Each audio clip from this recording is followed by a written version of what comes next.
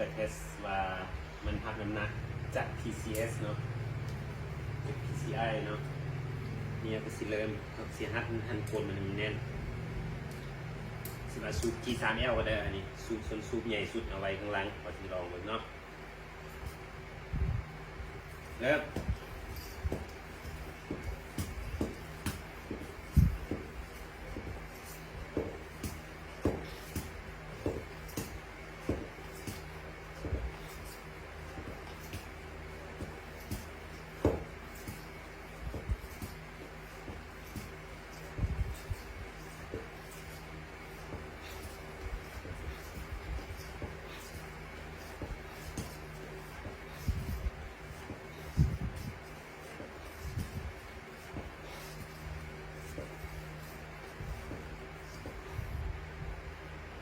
ได้แล้วเนาะ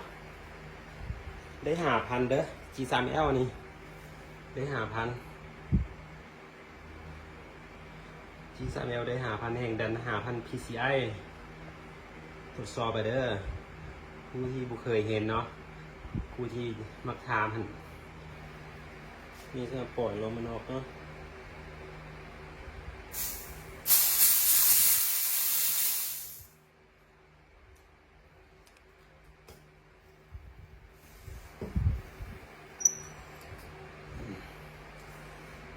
ต่อไปเนี่ยสูบหลายพางใหญ่สุดเนาะอันนี้มันจะเป็นสูบใหญ่สุดเนาะนี่ต่อมันใหญ่อัดลมกันนะก่อนสิลองต้องอัดลมก่อนอัดลมอยู่ก่อนอัดตัวเล็กตัวนี้ปิดมันแน่นตัวนี้เสียดายเท่าไหร่นะเมื่อยได้เมื่อกี้ก็สูบกี่สัญญามาแล้ว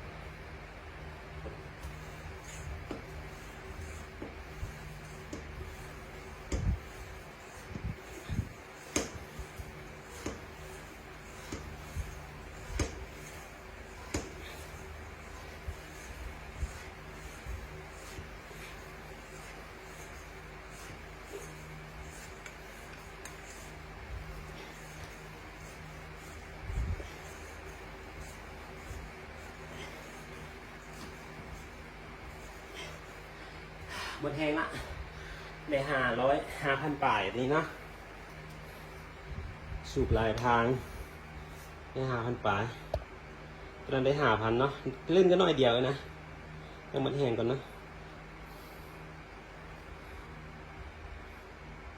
เห็นแล้วเด้อทดสอบไปเด้อเจ้า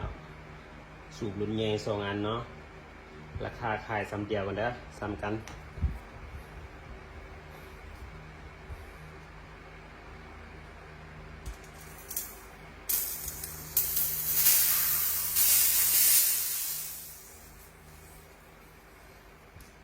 ได้ต้องการรุ่นใดกันจัดเลยแต่งบมาผู้ใดมักโตที่มันสู้เต็มวัยกันก็จัดรุ่นใหญ่ผู้ใดก็มักโตเต็มวัยเนาะแต่ที่ตามงบเป็นลูกค้าเด้อติดต่อมาได้ผู้ใดต้องการนะเขามีครบทุกรุ่นเลยรุ่นน้อยรุ่นใหญ่รุ่นน้อยรุ่นกลางรุ่นใหญ่สุดเนาะสองอันนี้นี่เขาสิใส่ซุปหัวใหญ่ให้